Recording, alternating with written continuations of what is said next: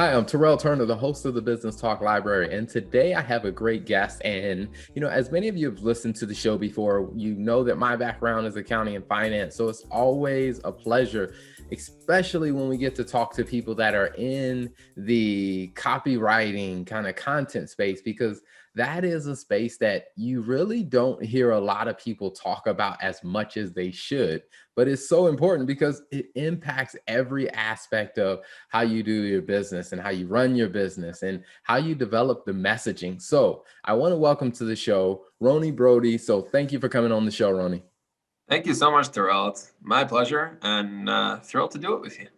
Absolutely. Now, before we jump into, your business and what you do, tell us a little bit about your background before you started your current business. Okay, so that has a lot to do with my business. I am really a music guy, and if I wouldn't be in writing and copywriting, I wouldn't be in music.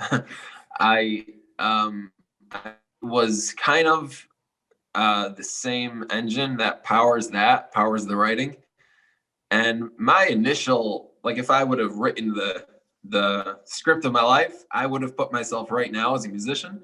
But life ended up directing me toward becoming a copywriter, and I'm loving it and finding that the same principles that apply to music apply here too, which is honest expression, real, expression of self, and using that to achieve some end.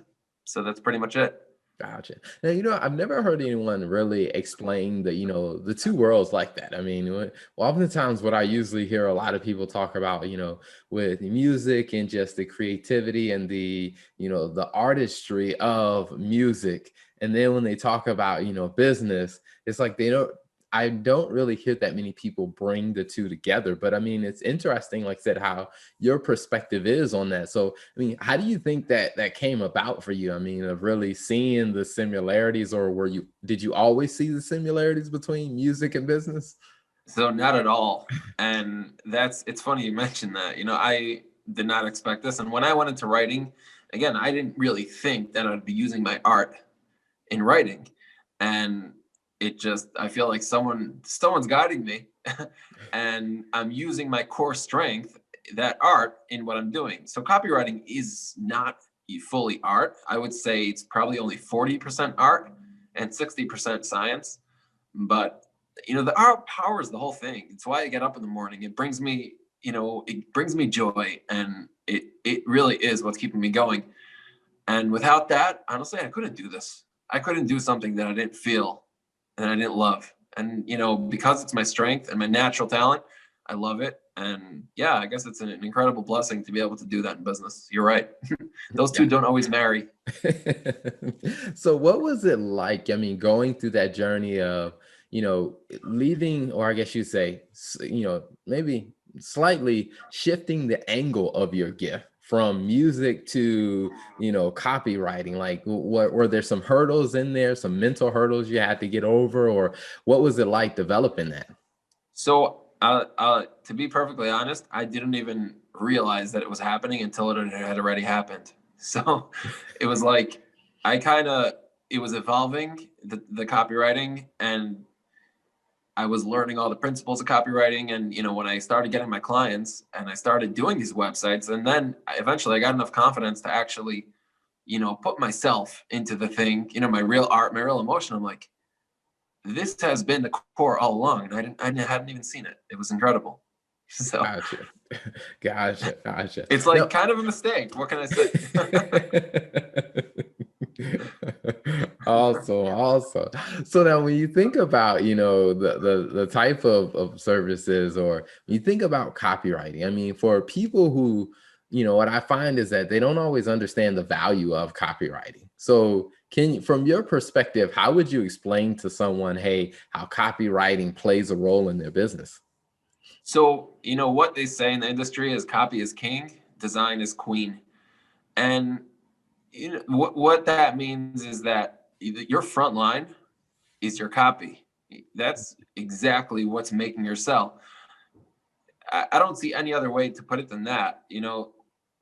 Copy isn't just pretty words. Words aren't what define a business, but connecting with the right people and telling them what they need to hear is pretty much everything. That's what everything boils down to in your business. So that's really what copywriting is. Copywriting is not writing nice words. You can if it was, you can just go to your best competitor and, kind of steal their words, tweak it a little, you wouldn't need to pay someone like me a few $1,000s. So really what it is finding yourself, finding your niche, finding your market, and, laying that down to those people in a way that they need.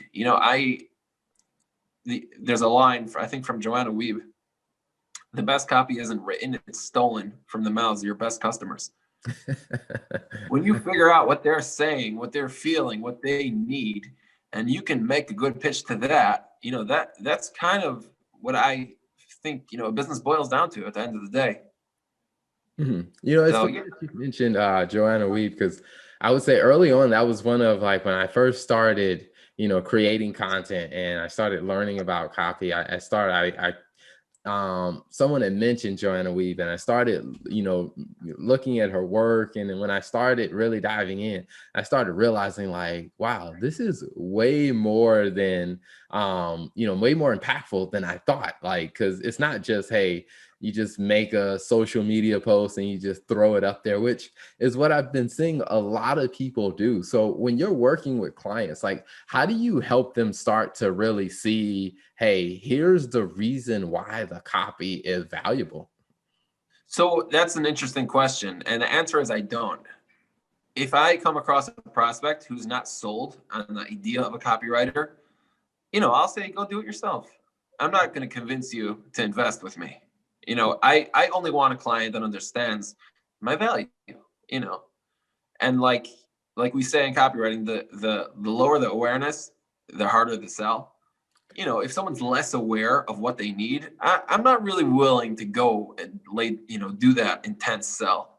I want the prospects who know my worth and know the value of a copywriter in general. And then it's a no-brainer. I just have to, kind of convince them that I'm their choice of copywriter. But to convince somebody to use a copywriter, to me, that's like, I in the beginning I was doing that. Then I realized that that's not where I belong.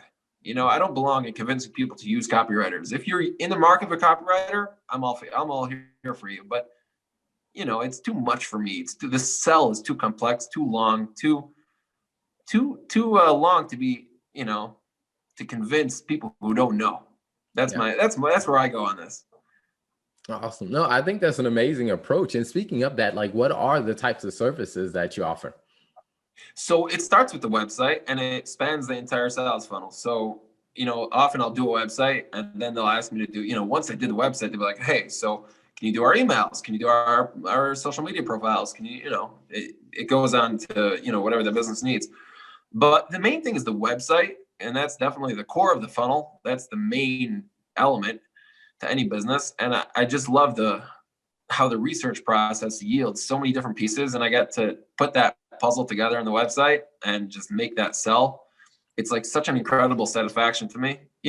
When the client likes it, obviously. When the client sees every piece of their business and their sell and their competition and their UVP, their USP, all just in one beautiful tapestry in the website, I get such a thrill from that. And that's my main thing. Okay. Awesome. Now, so if someone wants to do business with you, where can they find you online, or where can they find you on social media? So some wise person once said the shoemaker's kids go barefoot. So my website has been under construction for a few months, and I hope I see the end of it. The problem is I keep revising. And even after the design, I just need to change things. So that RoniBroyde.com is under construction. Right now I'm on LinkedIn. That's where I try to make a lot of noise.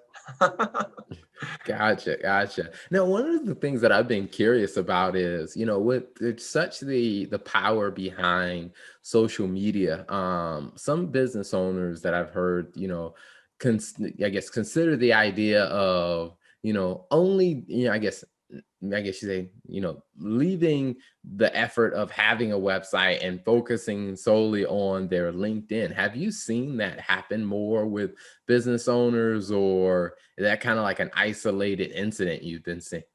Yeah, I'm seeing that. I am seeing that. And I think that there's no replacement for a website. Your website is what gives you credibility and trust. And just being active on social media, I view it as, just a link in the funnel to your website. That's the way it should go. And again, I'm speaking without a website, so this is pretty honest, but something's missing from my funnel. I need that website up, and I know it. So I view social media as a weapon to get people over to the website. And from there, I think the sell is much more, compelling. Gotcha. Awesome.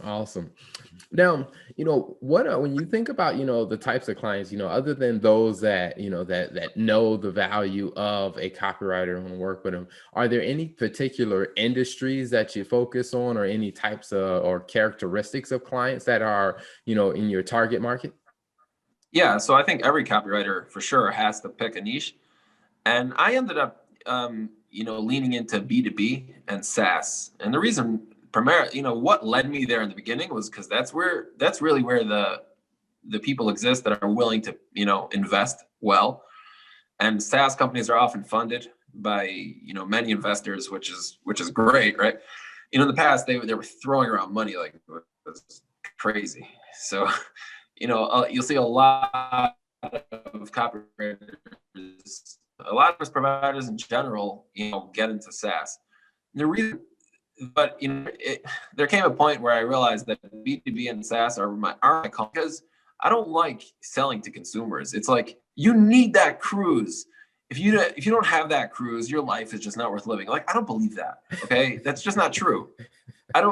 Selling to consumers often involves such like, it's deceitful. When I'm selling to a business, it's like, I know you need the service, and I know we can solve it for you. So it's like very mathematical. There's nothing we know there's a need, and here's how to solve it. It's simple, it's easy, and it's honest. As opposed to consumer copywriting, B2C, it just doesn't. I don't know. I did it, and it left me with a bad feeling. Which the money's in B2B anyway. So let me just head over to stick to B2B. That's where it is for me. I think that's an extremely valuable lesson that a mentor of mine, and I've kind of learned it even myself. It's just like, it is, the type of stuff you're doing in business, like you said, I mean, with B2C, I mean, if what you do leaves a bad feeling with you, it's like, you probably won't be able to do it very long. Exactly right. Awesome. Well, before we wrap up the interview, one question that I always like to ask, every guest that comes onto the show is, when you think about, your history and what you do, and, how you combine music and business with copywriting, and as you're learning now from the clients that you're working with, what are 2 pieces of advice you would share with other entrepreneurs? I love that question, and I have a ready answer. My first answer is be you. See, a lot of people come onto the business scene and they get all business-like and they get all professional. And, there's something to that, but there's nothing that's as valuable as you. And just to be yourself, people want to do business with people. And when you're honest enough and confident enough to just be you in the business space, there's just no end to your greatness, how great you can be. And just be you. Don't be intimidated about what you think people want to see. What people want to see is you, and the real you. And honestly, if you're you, nobody can beat you, because nobody can beat you. To me, that's the biggest thing. And that's what I love, being me on LinkedIn, with my content and stuff. That's where I found great success. And I would definitely tell, another business owner to think about that. Gotcha. And another thing I would say would be, this is like another thing I was thinking about, just to interrupt you. A thing I find is that many brilliant people create a product or a service that's just amazing, but then they start figuring out, okay, who can I service with this? And really, that's the wrong way. You need to figure out who you're selling to first, and then design the product or service to fit that need. Mm-hmm. And that way you'll be much better, instead of investing your energy in something that might not be worth anything, and tweaking it later. Don't even create anything. Just search for a need, a problem you can solve. And to me, that, that's it's so simple, but it's so huge to me. No, I definitely agree. I think that is amazing advice, amazing advice. And I would say the very last thing I want to ask, when you think about, where, your business has been in the past and where your business is now, what's your thoughts on where do you want to take your business? What does the future look like for your business? So I love that question. I want to be the guy who people know of as like, I am the source for websites that are different. They're full of personality and they're persuasive. They know exactly what, the target needs to hear, and they lay it down in a really connective, memorable way that's just not the same. It's just different. Like Dollar Shave Club is a website that everyone knows is just incredible. It's so connective. It's so real. I've been working with a designer lately in Mongolia, and his website is just spectacular. It's so him. It's so different. It stands out. And I just want to be known as the guy who creates websites like that. Awesome. Awesome. Well, Roni, thank you so much for coming on the show, giving us a little bit more perspective on, your amazing background with music and how you've transitioned that into, business and copywriting. We definitely will include some links so people can find you on LinkedIn. And then they can also see, like I said, some of the content you're posting there, as well as reach out to you to do business with you. So thanks for coming on the show. Thank you so much, Terrell. I appreciate it. Thank you for tuning in to the Business Talk Library. If you like our content, be sure to follow us on social media. And if you want to see more of our exclusive content, you can subscribe and become a member on patreon.com/Business Talk Library. Hey, the Business Talk Library is the place where business makes sense.